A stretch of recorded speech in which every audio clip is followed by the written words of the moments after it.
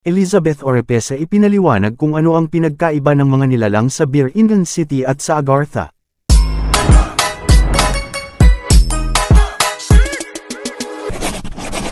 Agartha is completely different from Biringan. Magkaibang. Ang mga nakatira po sa Agartha ay highly evolved beings. Mga advanced human beings. Na hindi hindi tayo advanced actually eh. Sila yung mga nauna sa atin pagkatapos marami na silang kaalaman. Sila yung naunang mga tao na science and astrology and I covered nila. Pati po yung sa mga sakit-sakit, alam po nila yung mga tungkol doon kung paano gagamutin.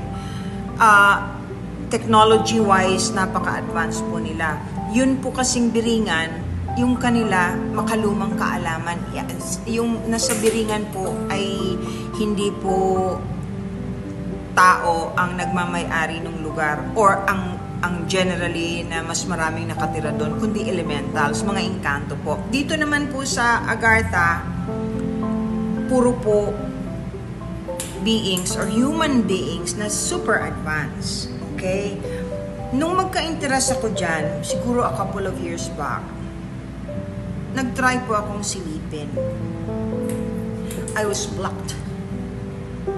Astral traveling po ito Normally, places like that, nararating ko or napapasok ko.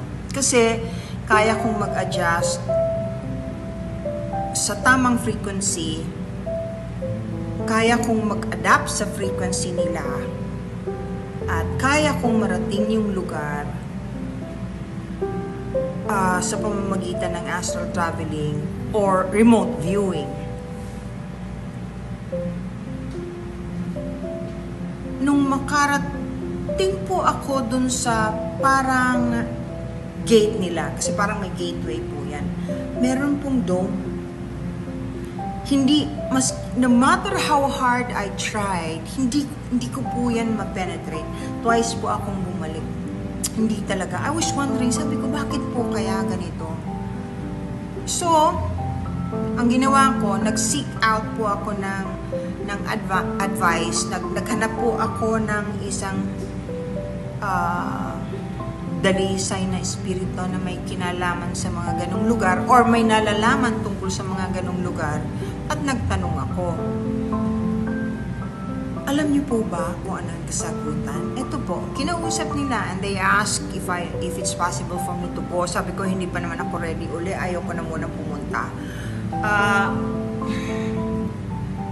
Dahil super advanced sila, ayaw nilang mapasok yung lugar nila ng kahit na sinong magko-contaminate sa lugar nila. Ayaw nila nung mga...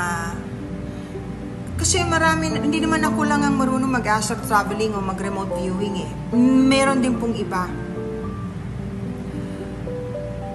At meron ding mga aliens, I'm sure.